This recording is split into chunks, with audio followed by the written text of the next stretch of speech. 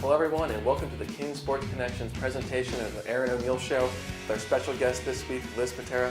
Thank you guys for joining us. Jumping into things, you split a doubleheader with Oberlin 2-0 and then 4-6. What did it was like out there? What did you like? What did you not like in those matches? It was a good doubleheader. Oberlin definitely came ready to play, and we had a couple great games. Two things that I thought were really great. Our pitching in the first game, and defensively, we were really, really good. And offensively, we got those people on base again. You know, we were hitting the ball, we were putting the ball in play hard. We popped out very few times, which was, really good. That means you're making good, solid contact. In the second game, we had that seventh inning spurt again where, we just came out and just hit the ball. We had bases loaded again in the bottom of the seventh, very similarly to the way we did against DePauw. So it's just that fight and that competitiveness, it doesn't go away regardless of what the score is. So I was really excited to see that. And Liz, what about you being in those two games yourself? What did it feel like out there? It was really, we felt really good. I think that was one of probably the more loose we've ever been. We didn't, like Coach said, we were able to come back in the seventh, and we didn't fall to the pressure we obviously didn't have the turnout that we would have liked to, but I think we showed a lot of resilience in being able to get the bases loaded in the bottom of the seventh. And like Coach also said, I thought we played two very good defensive games, and our pitching staff's doing a great job. So I thought those were some good things we could take away. Well, the next question reads, you have several rainouts. I think I should alter that. You have a lot of rainouts this season. And, that does affect you, I think, a little bit, waking up thinking you have a game and then you don't have a game. How has that affected you guys mentally? We try to not let it. It's obviously disappointing when your games get moved and they get canceled. But weather is obviously the most uncontrollable thing there is. So we just try to, take it as it comes and just adapt our schedules and just try to stay ready to play. Coach, what do you think on that subject? Yeah, definitely. I mean, one thing that's nice is that, we make a lot of the decisions ahead of time, so it's not like spur of the moment. We have to do a lot of anticipation because there's travel involved and missed classes and things like that. But I think that we are a little bit better when we just get into a routine and we go, and, do what's kind of scheduled. And so I am really excited about this upcoming week. A lot of people would look at it as a negative that we have a lot of games. I look at it as a positive. So I'm really excited about that. Well, we'll get to those games in a minute, but first, everyone's favorite part of the show, the off-topic topic, and it is D3 week. So we wanted to know what appeals to both of you about being at a Division III school. Very easy question to answer. I am D3 all the way. I get the question all the time from recruits or from other coaches, do you want to move up and coach Division I? And, I don't look at moving up as going to coach Division I. I am exactly where I want to be with the type of student athlete that I want to be coaching.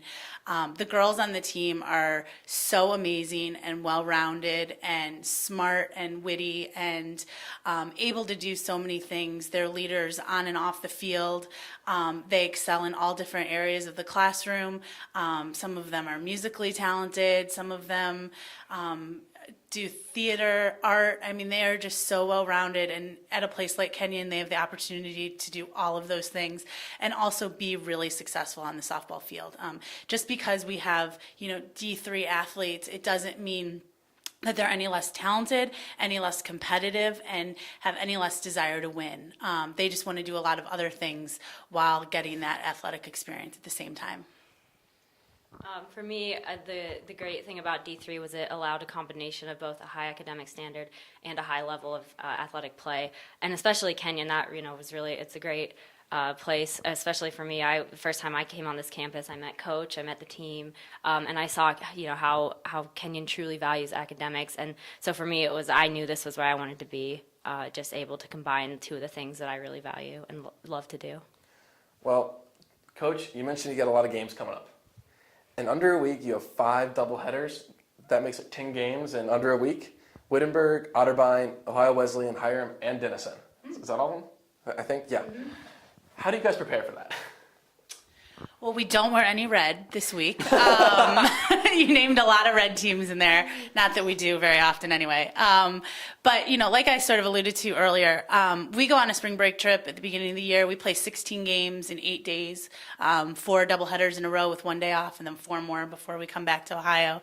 And in the moment, it just feels like you're kind of down there playing softball, and, we play a lot of games, and we're tired. But I really set it up that way so that it is a mental toughness test for the girls, and that's something that they get used to. Because when you're playing softball in Ohio, you don't know what you're going to get, and you don't know what the weather's going to be like. And this year, we've really experienced it. Snow, wind, rain, cold, all of it.